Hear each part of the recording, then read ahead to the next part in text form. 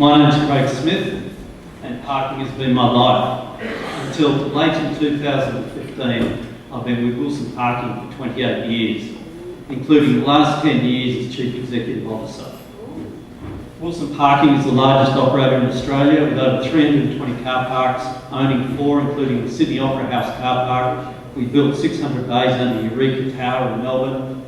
There's 320 staff and $450 million turnover. It's a very big business, operates car parks as small as 2 bays up to 4,500 bays, operates retail, open air, underground, airports, shopping centres. Every sort of car park that you've ever been in, Wilson operates. In 2014, I looked at this project in my role as CEO to invest in it privately as a boot scheme, build, own, operate, transfer. Looked at the KPMG report, I looked at the BITSIOS report, hopefully you've gone through those. Within less than 30 minutes of looking at those, I put them in the bin and decided that this was nothing that Wilson would invest in, and in my view, no private operator or investor would look at. Why? The revenues are unrealistic, they're optimistic, and the construction costs are conservative. KPMG said in the report that no private operator or owner would look at it due to low returns against their hurdle rates. That's incorrect. The reason why we didn't look at it and no other operators looked at it is simply because it's going to be a substantial loss maker.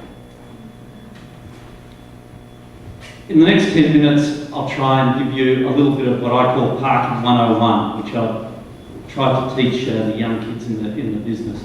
Parking is a mix of data analytics, accounting, some voodoo science, and you roll it all together and you make outcomes happen. Car parks themselves are not destinations.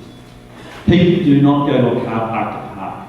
People go to car parks to go to final destinations. And there's limits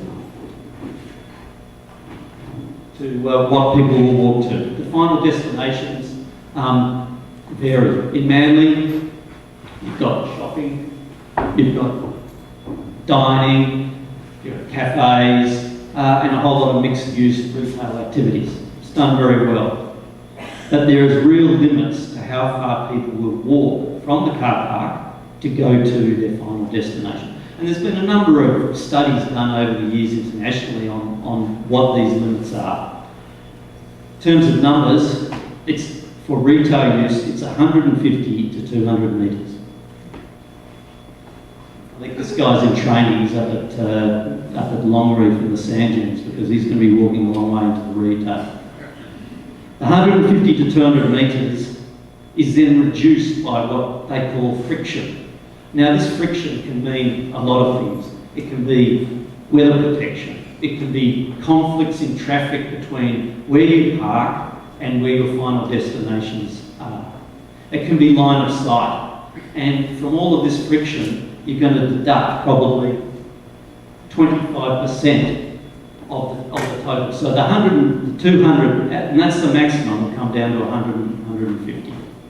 So what does that mean in terms of what we're doing here? We're taking my Whistler Street, which is in the centre of Manly, and its radius covers all of the retail, and we're putting a car park under the oval. Now this Google map shows you the distances.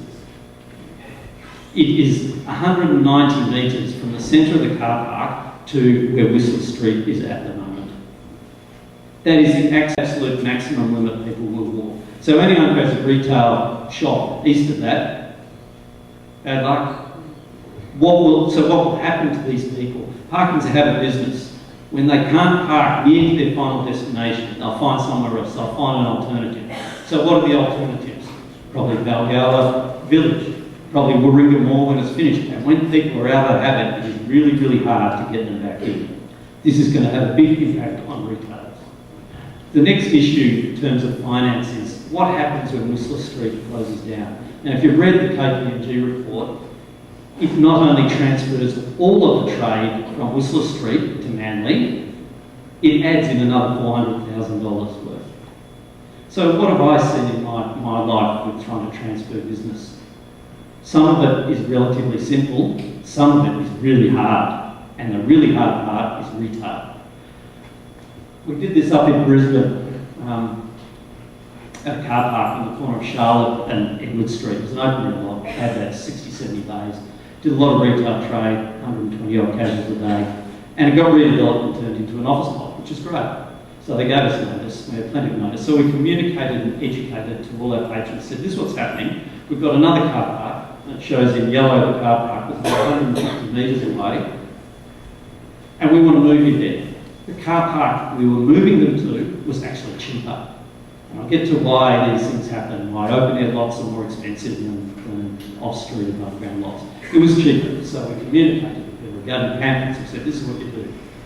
What we thought made it even easier was the street that runs between the two car parks is one way from where the red circle is to the other car park. Charlotte Street's one way. Sitting behind just to the north of that is Winter Garden and My Centre. So in the centre of Brisbane was a really good car park. We budgeted for a pretty big revenue increase. I thought this is money for Old Road. How many cars do you think we got long term out of that transfer? Any idea out of 120? 20. Well, that was about probably 15 more than we got. And it was a lot more than we budgeted for.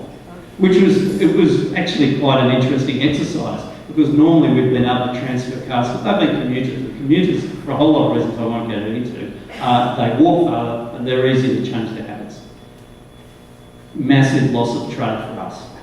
So, what's going to happen in terms of Whistler Street from a retail impact? At the moment, there's about 450,000 cars that go through that car park. If we assume 1.5 occupants per car, $10 spend, it contributes around about $6.8 million in revenue to retailers. That's a lot of money to the local retailers, to small mums and dads.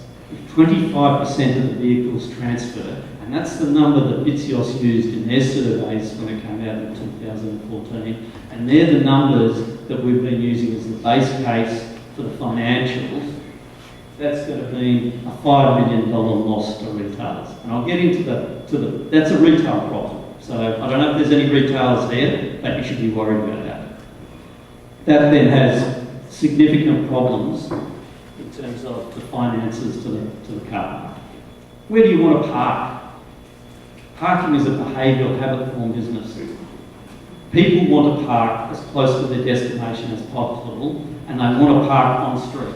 There's a whole lot of reasons for that. One is it's mispriced because it's the cheapest parking. Two, it's the most convenient. And three, there's a safety aspect because you're out in the open.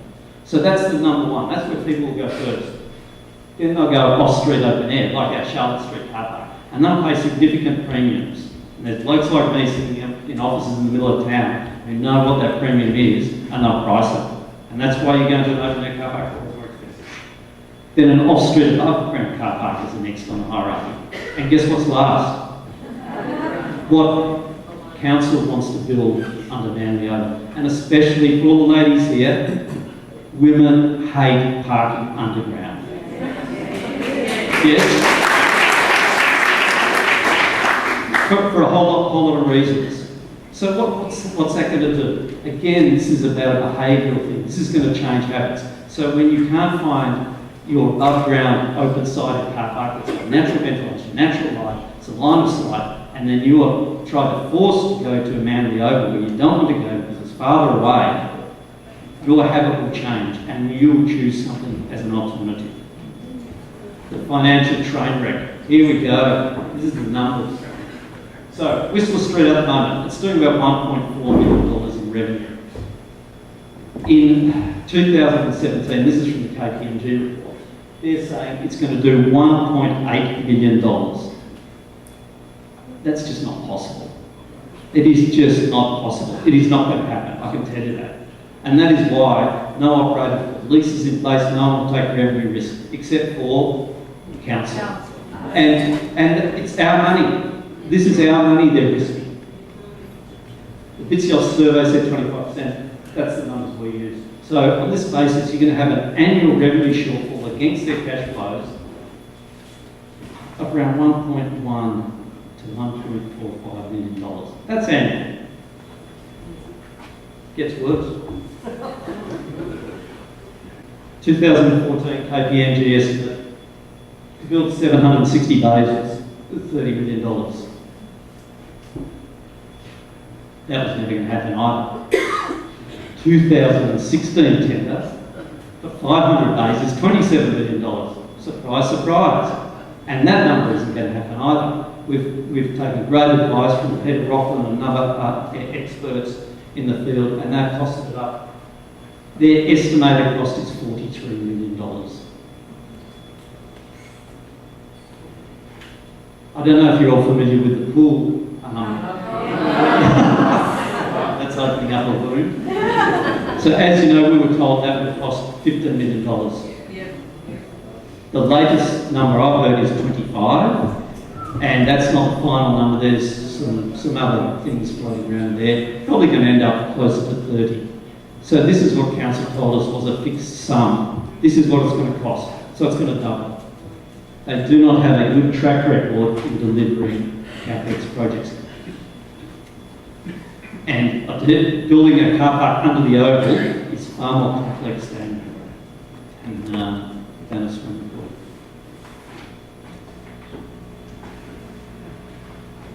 Parking isn't a field of dreams.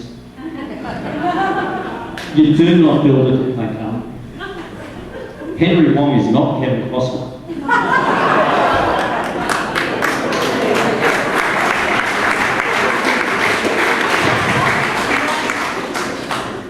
This will be a disaster financially for all the ratepayers and residents of Manly. It will create intergenerational debt for us.